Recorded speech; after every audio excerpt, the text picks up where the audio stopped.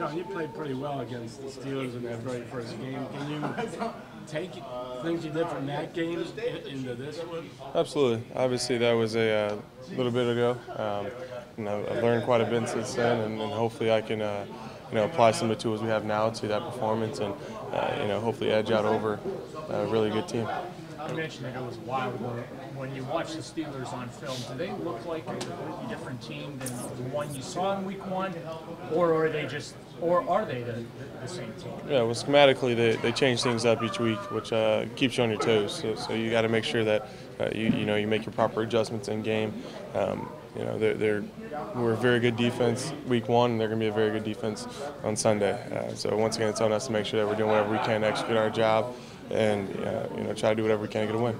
Last week when you said you packed a whole lot of stuff into your rookie season, with 4 or 5 years worth of stuff, going back and thinking about that opener against Pittsburgh, does it feel like it's only 17 weeks ago, or does it feel like whatever? No, it feels forever ago. At the time, I was on cloud 9, kind of riding a wave of being named a starting quarterback at my first game ever in the league, and now there's been so many ups and downs that time is so far behind us that it doesn't make any sense. The thought of coming to play for a 1-15 team, what were your thoughts on that when you were? That was a long time ago. I was very excited to come and represent my state and do whatever it took to turn this organization around, and I'll continue to do whatever I can to help out. How eager are you, DeShone, to just get this season over, hit that reset button, and get going? I'm not very eager at all. I want as many opportunities as I can to go win. And unfortunately, obviously, we're down our last week here. I got to do whatever I can in this week of preparation to obviously reward this team who's been working their butt off since the beginning of training camp. How much different do you think the Steelers are from what you've seen? Unfortunately for them, but without Shazier in the middle of it. Much different defense. Schematically they're the same defense. They don't really do much different now that Shazier is gone. But Shazier is a heck of a player. His ability to rally to tackles, his ability to be around the football at all times, made him a very special player, and that's why he has the respect around the league that he has. And to see him go through what he's going through right now is very sad. But that defense has been able to step up since then, and they've been able to replace him and have done a good job with it. Did you win at Heinz Field? Didn't you play at Heinz Field? Yeah. Played against Pitt in 2016, and had a pretty good performance in that game. Yeah. DeShone, the Haslems have already said that Hugh's going to be back next year.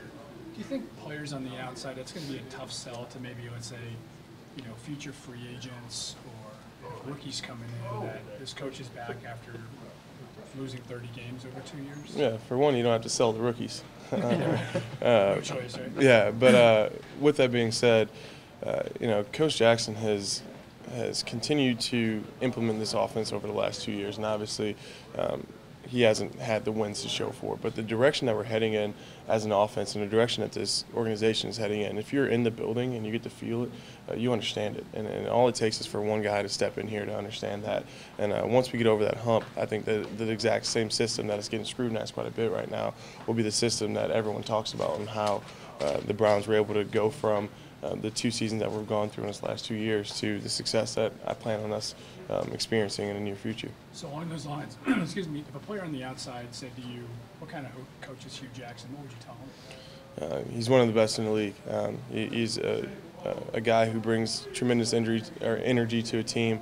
He's a guy who completely understands his offense in and out, and is able to talk the game from the offensive line perspective, from the quarterback perspective, from every position out there. He's able to install his things because he knows it so well. And his commitment to his offense and his commitment to the success he has in the past is going to be the same commitment that drives him to be a winner here in Cleveland. Has your respect for him grown, considering he stayed committed during all this time? Absolutely. The energy that he brings to us each week is unbelievable.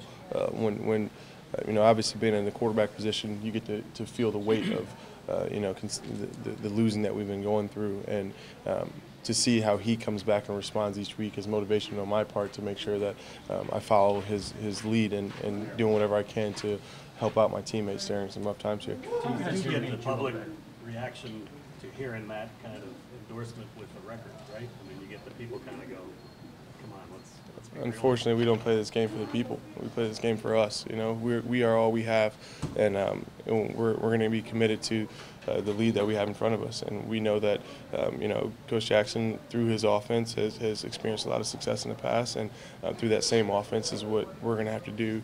We're going to have to do whatever we can through that same offense to experience success here. How has he made you a better player this year from the moment you walked in the door after the draft up until now? How are you a better player because of you, Jones? Well, that's a very deep question. There's been so many things I've learned, you know, from protections to mechanics to understanding how to be a leader to all the different things that go into the quarterback position. He's been kind of my mentor throughout this year. So with that, he's you know turned me from the immature college player I was last year to what I believe to be a professional. Do you think your teammates are still sold on him? Absolutely, absolutely. I mean, you walk into this locker room through 15 weeks of losing, and you still see, you know, the same energy that's up and at him. You know, we're practicing hard, and we're completely committed to everything he has, so we can do whatever we can to win for him. So he takes a lot of heat and criticism for, you know, benching you and doing other things this year, and some people think that he's hurt you in some ways. What's your take on that? I made a commitment when I came to Cleveland to listen to everything he said and to follow his lead, and that's what I've done. And I'll continue to be committed to everything he has for me. Those decisions are on his own. It's just on me to make sure that I trust in the process that he has in front of me. From the outside looking in, it looks like that there's some good quality individual talent in the room, but it just hasn't really come together from that team perspective. What do you think it'll take for that to kind of mature and happen so that that collective talent, you know, gels together? Yeah, that collective talent is very young, and it's going to take for us all to develop individually for us to get to the positions to win. And if you go around the league and see some of the dominant programs out there and dominant organizations, they're typically led by guys who have been around this league for quite a bit of time. Unfortunately, but fortunately, you know, this is a very young locker room, and everyone knows it. And this is going to take for us all to understand what it takes to win and start tasting winning, so that we know how to hold on to it and keep it around for a while. Do you have any doubt that he will be the coach of the Browns next year? No, not at all. Mr. Haslem came out and said he'd be around in 2018. I'm continuing to, you know, follow what the leaders above me said. Before the Bears game, there was a report on Football Talk that there was concern that he had lost the locker room. What's your answer to something like that? Being a part of this locker room, I don't think anyone is lost by any means. We continue to come in and work our butt off, and once again, it's on us just to execute the things that he puts out in front of us. Every game we go into is never a situation in which we feel as if we are, you know, behind due to a game plan. It's just on us executing the game plan that's in front of us, because he spends, you know, hours and hours and hours and pulls from all the experiences that he's had in the past to put these great game plans in front of us. We just got to go execute them. How are you processing the possibility of going 16 now that we're here? I'm just looking forward to going 1-0 this week. When you were a kid, you grew up around a lot of Detroit fans. Do you remember the 2008 Lions? Is that something that stuck with you? No, I really don't. I know I had a couple of, you know, upset friends, but I don't really remember any of the details of that team.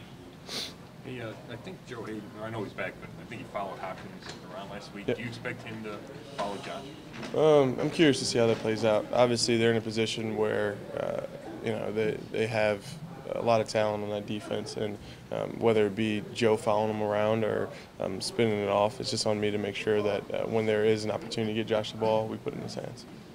What do you have to do? What has to go right offensively for you to have success against that defense? We just got to, you know, take what the defense has given us and string together positive plays.